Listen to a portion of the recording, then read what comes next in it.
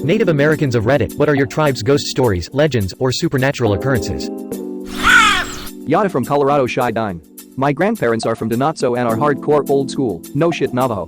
Shy Masoni told me a few things that your post reminded me of, and I'll relay here. Don't fuck with skinwalkers ever.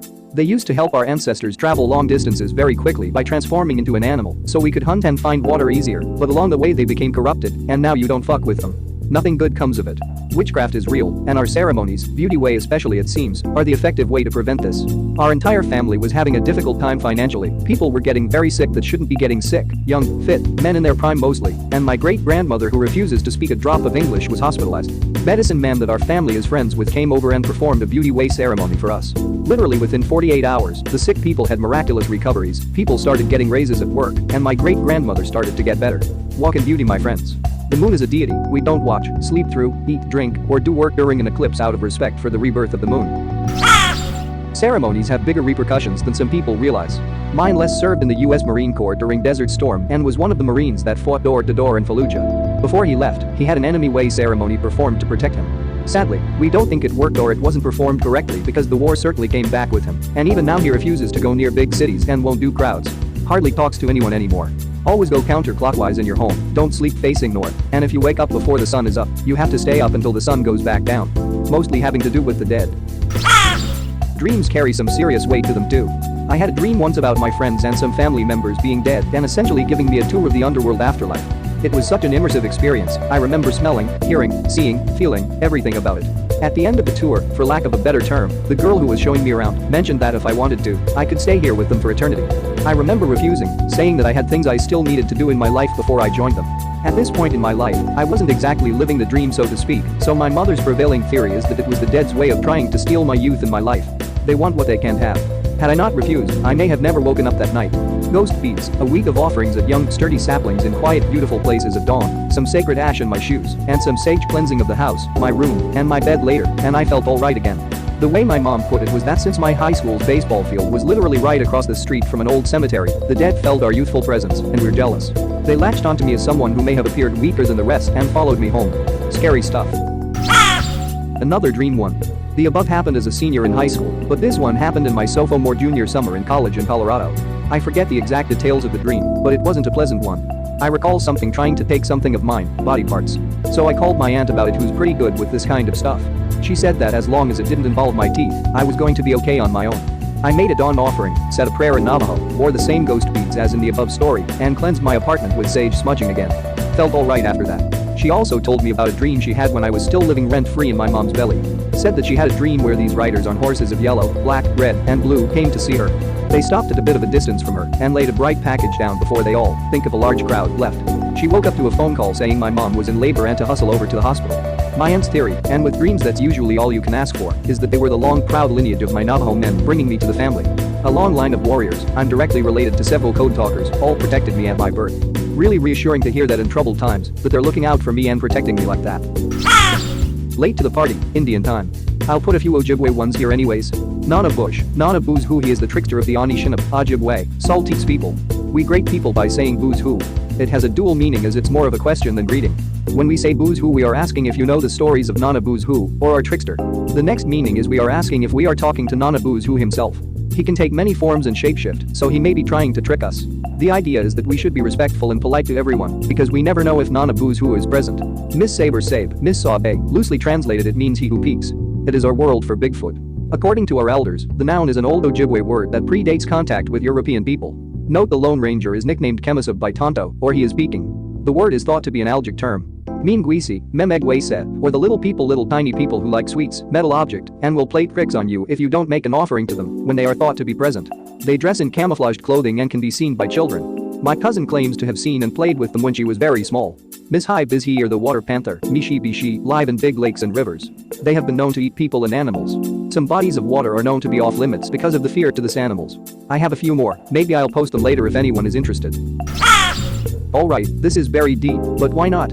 It's Saturday night and I enjoy a little bit of a fright before bed. Here we go.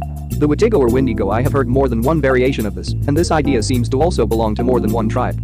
The idea is that the Watigo is an evil winter spirit that can possess someone and turn them into bloodthirsty cannibals. The first time I heard the story, Wendigos were a lost clan of people who didn't follow the traditional rules of how to live. As punishment, Creator made them suffer one winter, and they turned to bad evil medicine to survive. They ended up killing and eating each other slowly that winter, and as punishment, they were turned into cannibal spirits. The other time I heard about Wendigos, the story was similar, except that a tribe of people camped in a cursed area of land for a winter and ended up eating each other due to madness. Their spirits became Wendigos. The Rauguru or Metis, bitch of werewolf. This is pretty much a standard werewolf legend, except that it has a very North American flavor. The idea is that this spirit goes from person to person sucking blood or killing people. Often, the person who is possessed doesn't know they are infected. The Rauguru looks like a large hairy human with a wolf-like head. My wife is Metis and this story is from her people, but I've heard other tribes with similar legends. The wild men of the north. My dad grew up in the north and had a story that I am not sure is a tribal one. The idea is that people in his community believed that there were wild people that lived in the wilderness that would kidnap children from time to time. Considering the sheer amount of unexplored land in the northern Canada, I could see this is actually plausible. I heard a podcast starring David Paulides a while back where there was an eyewitness report of a man in furs who was seen running in the woods with a missing child. My first thought was of this story my dad told me. The Thunderbird or Anamiki. Basically this is the symbol of our Ojibwe culture, as many of our healing ceremonies center around the healing power of this creature. The Thunderbird is thought to eat water serpents, see last post, and fly high in the air, creating thunder with its wings. Bad spirits. I can't remember the Anishinaabe word for these, but the idea is that these spirits are evil and will purposely lead you off your path. They use mimicry to call by name to wooded areas using voices of people you know. They can also whistle to you from tree lines and will follow you at night when you're alone, sounds of pebbles rolling behind you. I have also heard stories of people hearing their names being called during the day when they're alone in isolated areas. Of course, these stories always come from the people who have had these encounters and didn't follow the voices. I have yet to hear someone say they followed them. Makes you wonder what would happen if you did. Walking Sam skulks in the shadows of the Pine Ridge Indian Reservation in South Dakota and convinces people to commit suicide, especially young people. He's 7 feet tall, very thin and has no mouth. When he stretches out his long arms, nooses hang down with Lakota children hanging from him. Walking Sam finds you when you're alone and puts thoughts in your head until you feel worthless and kill yourself. Sometimes Walking Sam is depicted looking like Abraham Lincoln, complete with the stovepipe hat.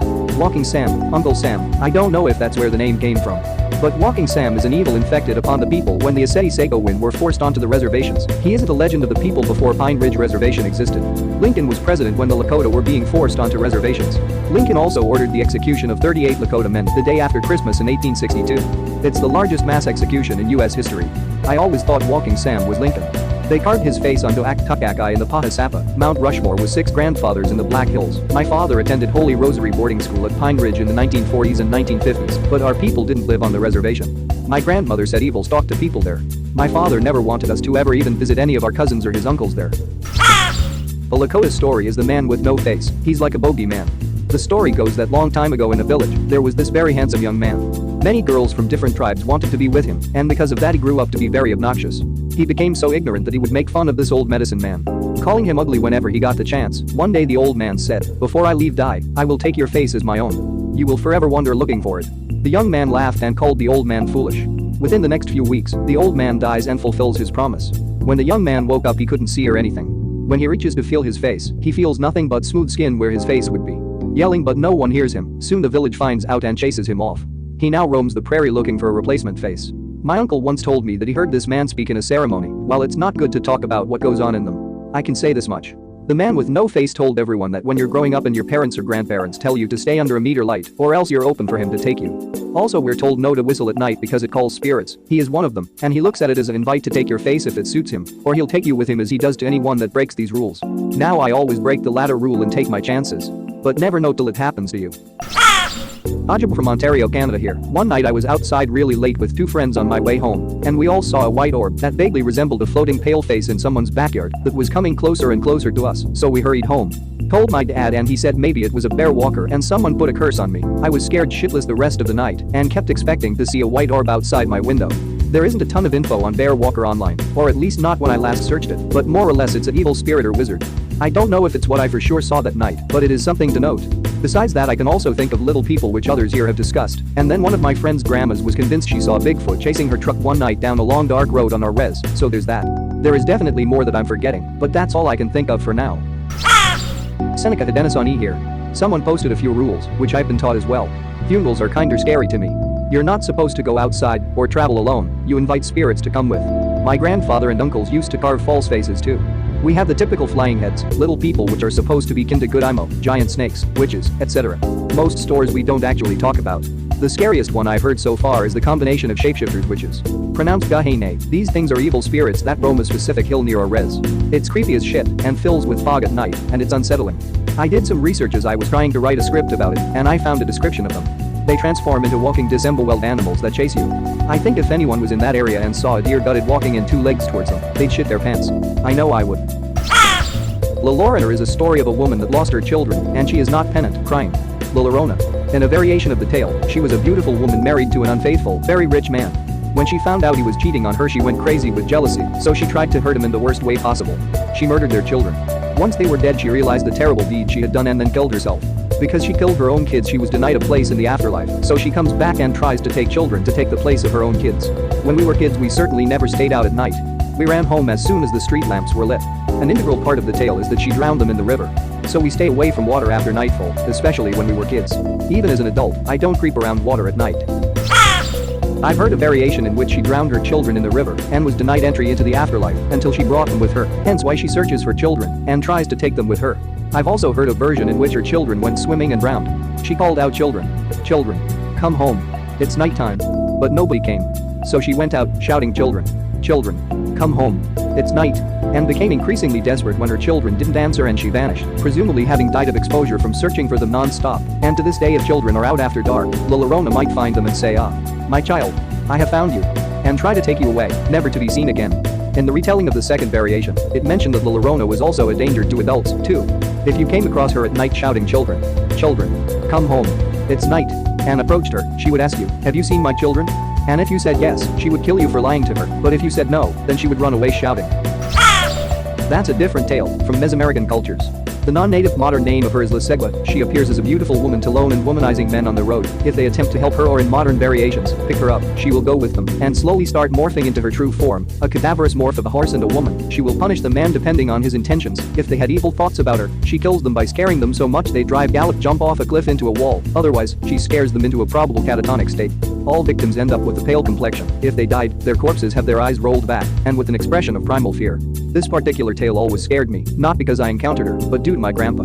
My grandpa, a lifetime womanizer and a trucker with already decades of experience at the time, apparently encountered her about 40 years ago. He suffered an almost fatal crash into a wall on a lone road, barely survived after tons of treatment, surgeries, and still came out with ailments he endures to this day. While I always enjoyed these kind of tales but don't really believe them, this particular one still scares me. My grandfather never had an accident before or after. Even in his later years, he was still the best driver I know. I said apparently before because he doesn't talk about it, but my grandma claims she remembers the day it happened and what he mumbled, screamed on the hospital bed. To this day, if he hears or someone mentions something about La Segua, he will go pale and immediately retreat to his room or just cut contact. That kind of stuff leaves a mark on you as a kid. Thank you very much for watching. Don't forget to subscribe and like this video. Tell me what you dislike or love about this video, so please comment below and hit the bell icon so you're notified anytime a new video is released. This is a WeCrow Media production.